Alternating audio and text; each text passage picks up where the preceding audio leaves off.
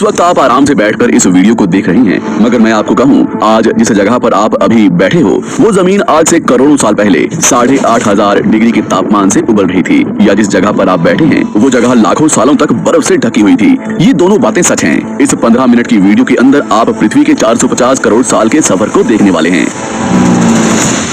जिस जगह आज हमारा सौरमंडल है वहाँ विभिन्न प्रकार की गैस और धूल के बादल हुआ करते थे। वैज्ञानिकों के मुताबिक इन धूल के बादलों से दूर एक तारा हुआ करता था। वक्त के साथ साथ उस तारे की ऊर्जा कम होने लगी, जिसके कारण उसके अंदर एक विशाल विस्फोट हुआ। विस्फोट की वजह से अंतरिक्ष की ये धूल एक दूसरे से दबने लगी। इस दौरान बादलों में स्थित धूल के कण दबाव और गर्मी के कारण बड़े उल्कापिंड और पत्थरों में परिवर्तित हो चुके थे, और इसी दबाव की वजह से इन बादलों में स्थित रेडियो एक्टिव पदार्थ ने ग्रेविटी का निर्माण किया। इस ग्रेविटी के कारण बीच में हाइड्रोजन और हीलियम इकट्ठा होने लगे। बीच के इस भयंकर दबाव के कारण एक विशाल विस्फोट हुआ, और इसी विस्फोट के कारण हमारे सूरज का जन्म हुआ। अंतरिक्ष में फैले एस्टेरॉयड यानी क्षुद्र ग्रहों में भारी वजन की वजह से सूरज के करीब आकर सूरज की परिक्रमा करने लगे। धीरे धीरे इन्हीं एस्टेरॉयड में भारी टकराव हुआ, जिसके फलस्वरूप मरकरी, विनस, अर्थ और मार्स जैसे ग्रहों का निर्माण हुआ। वैज्ञानिकों के मुताबिक उस वक्त पृथ्वी और मार्स यानी मंगल ग्रह के बीच थिया नामक ग्रह सूरज की परिक्रमा किया करता था। पृथ्वी पर ग्रेविटी होने की वजह से सूरज की परिक्रमा करने वाले एस्टेरॉयड अब पृथ्वी की परिक्रमा करने लगे, और धीरे धीरे करोड़ों सालों तक ये पृथ्वी पर गिरते रहे। और ऐसी घटना हमारे पड़ोसी ग्रह थिया पर भी हो रही थी, जिसके कारण थिया पृथ्वी के और करीब आने लगा और आकर पृथ्वी से टकराया। इस भयंकर टकराव की वजह से पृथ्वी के हिस्से कणों के रूप में अंतरिक्ष में फैल गए और एक रिंग्स की तरह पृथ्वी की परिक्रमा करने लगे। इन्हीं परिक्रमा करते हुए कणों में टकराव होने लगा, जिसके कारण हमारे चांद का निर्माण हुआ। उस वक्त पृथ्वी पर सिर्फ एक ही समुद्र हुआ करता था, और वो था 1900 डिग्री सेल्सियस की तापमान पर उबलते हुए लावेगा।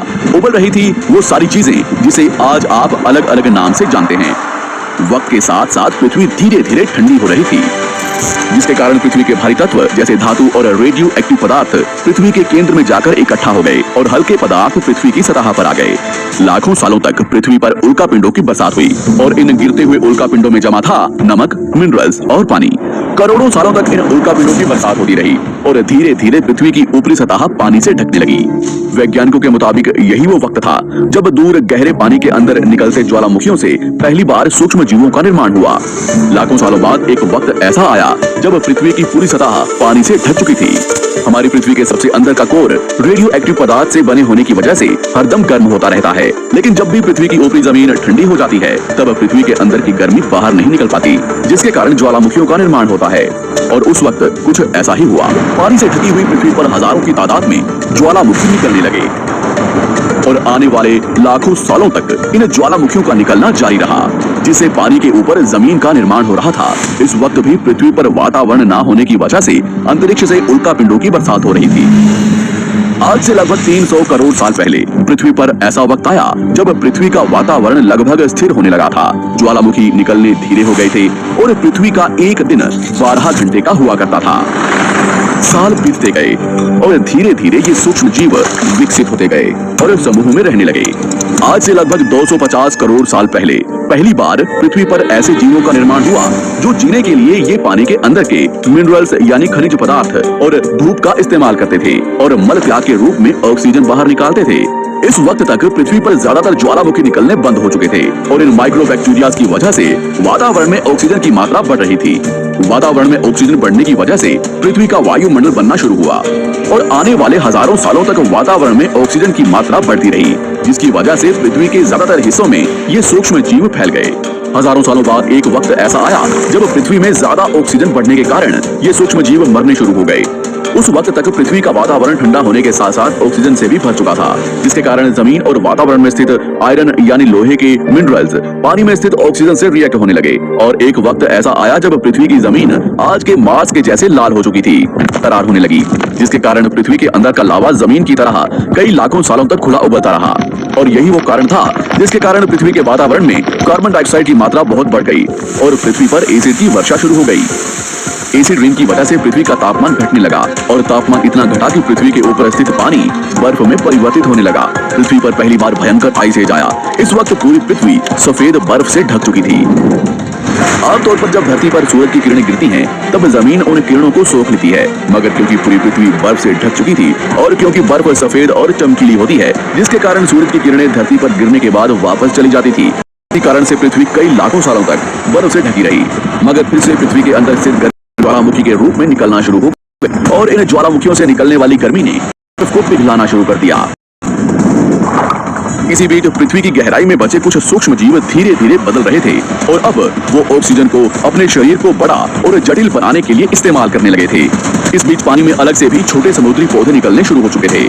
बाहर जैसे जैसे ज्वालामुखी निकल रहे थे वैसे वैसे वातावरण कार्बन डाइऑक्साइड की वजह से गर्म हो रहा था। वक्त के साथ साथ बर्फ पिघलने लगी, मगर धरती पर फिर से एसिड की वर्षा शुरू हो गई, जिसके कारण फिर पृथ्वी ठंडी होने लगी और फिर पृथ्वी की ज्यादातर सतह बर्फ से ढक गई। ऐसा बार बार कई हजारों सालों तक होता रहा और इसी कारण से अब समुद्री जीव धीरे धीरे वातावरण के हिसाब से विकसित हो रहे थे। इस कई सारे जीव और जंगल विलुप्त हो गए, मगर जो बच गए वो धीरे धीरे पृथ्वी के बदलते तापमान के हिसाब से ढलते गए और अब हजारों सालों बाद समुद्री पेड़ बर्फ की वजह से पूरी तरह से मरते या सूखते नहीं थे।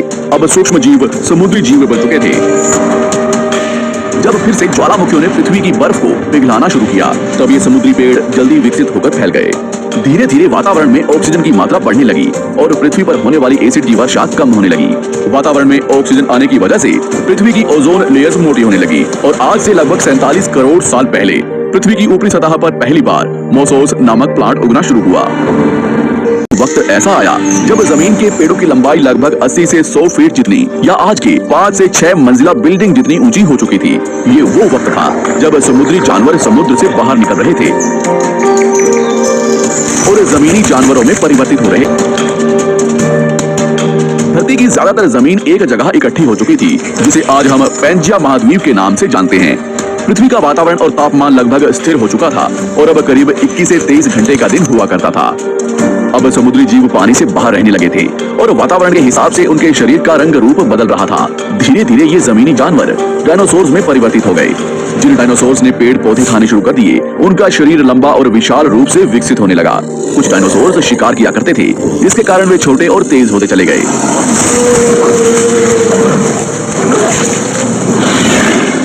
पृथ्वी की ऊपरी जमीन एक जगह इकट्ठी होने के कारण ज्यादातर जमीन रेगिस्तान और बंजर हो चुकी थी।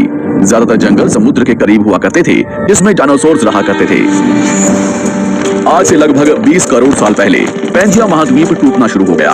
पैंजिया के विभाजित होने की वजह से पृथ्वी की ज्यादातर ऊपरी जमीन पानी के संपर्क में आने लगी, जिसके फलस्वरूप पृथ्वी पर हरियाली बढ़ती गई, जिस वजह से डायनासोर्स और ज्यादा विभिन्न और विशाल होते चले गए। डायनासोर्स ने आने वाली लगभग 20 से 30 करोड़ सालों तक पृथ्वी पर राज किया। उस वक्त डायनासोर्स समुद्र से लेकर जमीन और आसमान तक पूरी पृथ्वी पर राज किया करते थे। इस दौरान अफ्रीका से टूटा भारत सीधे आकर आज के तिब्बत से टकराया और इस टकराव की वजह से हिमालय का निर्माण हुआ। आज से लगभग 6.5 करोड़ साल पहले पृथ्वी की तरफ आज के माउंट एवरेस्ट से भी बड़ा लगभग 4.5 लाख करोड़ किलो जितना वजनिया उल्कापिंड लगभग 80,000 किलोमीटर प्रति घंटे की स्पीड से पृथ्वी की तरफ आ रहा था। पृथ्वी की सतह को छूते ही उसमें भयंकर आग लगी और वो जलते हुए सीधा पृथ्वी से टकराया। इस टकराव से निकलने वाली ऊर्जा आज के 10 करोड़ परमाणु बम एक साथ फटने के बराबर थी। जहां ये उल्कापिंड गिरा, वहां के जानवर और पेड़ तुरंत भाप बनकर जल गए। गिरते ही पृथ्वी पर पूरी तरह धूल फैलने लगी। समुद्र में भयंकर बाढ़ आने लगी। भूकंप और आग ने पृथ्वी को जलाना शुरू कर दिया। कुछ ही घंटों में पूरी पृथ्वी के वातावरण में हानिकारक गैस और धूल की वजह से पृथ्वी नर्क हो चुकी थी। डायनासोर्स, घुटन, आग और भूखमरी से पूरी तरह विलुप्त हो गए। इस वक्त हमारे पूर्वज जमीन के अंदर रहा करते थे, जिसके कारण वो इस विशाल प्रलय से बच गए। पृथ्वी का वातावरण पूरी तरह से काला और अंधेरा हो चुका था, जिससे धूप भी जमीन तक नहीं पहुंच पा रही थी। पृथ्वी के पेड़ और ज्यादातर जानवर विलुप्त हो गए। वातावरण में धूल और हानिकारक गैस के कारण पृथ्वी पर फिर से एसिड की वर्षा शुरू हो गई और फिर पृथ्वी ठंडी होकर बर्फ से ढक गई। लेकिन इस बार पृथ्वी की बर्फ लाखों सालों तक नहीं जमी रही और 80 से 90 हजार साल बाद ये बर्फ पिघलनी शुरू हो गई। जैसे ही धरती पर वातावरण फिर से पहले जैसा होने लगा, वैसे ही ये छोटे जीव जमीन से बाहर आना शुरू हो गए। उस वक्त पृथ्वी की बर्फ पिघलनी शुरू ही हुई थी, जिसके कारण अफ्रीका में घने ठंडे जंगल हुआ करते थे और इसी बीच ये जमीनी जीव बंदरों में परिवर्तित हुए। मगर जैसे जैसे पृथ्वी गर्म होने लगी, वैसे वैसे अफ्रीका के ये जंगल सूखने लगे। जंगल की चीजें खाने वाले बंदरों को खाने की कमी होने लगी। खाने की तलाश में इन बंदरों ने अपने पैरों पर चलना शुरू कर दिया, जिससे उन्हें दूसरे जानवरों के शिकार करने में मदद मिलती थी। धीरे धीरे बंदर एप्स यानी वानर में परिवर्तित हुए। खाने की तलाश में ये एप्स पृथ्वी के दूसरे हिस्सों में फैलने लगे और धीरे धीरे उनके शरीर का रंग रूप वहां के मौसम के हिसाब से बदलता गया। वक्त के साथ साथ हम आदिवासी बने। हमने हथियारों से लेकर आग का आविष्कार किया। हम धीरे धीरे इंसान के रूप में विकसित हुए। हमने धर्म से लेकर परिवार, भाषा और संस्कृति का निर्माण किया और वक्त के साथ साथ हम विकसित होते चले गए और आज हम इस पृथ्वी की सबसे विकसित प्रजाति बन चुके हैं। पृथ्वी को आग के जैसे बनने में लगभग 450 करोड़ साल का वक्त लगा है और हमें एक छोटे जमीन में रहने वाले जानवर से इंसान बनने में कई लाखों सालों का। मगर हमने इन 100 सालों में जितना पृथ्वी को गंदा और तबाह किया है उतना आज तक किसी भी प्रजाति ने नहीं किया होगा। हम फिर से धरती को गर्म कर रहे हैं और कार्बन डाइऑक्साइड की मात्रा बढ़ा रहे हैं। वैज्ञानिकों का मानना है कि पृथ्वी पर फिर से विशाल परिवर्तन होने वाला है। भविष्य में पृथ्वी कैसी होगी जानेंगे हमारी अगली वीडियो में।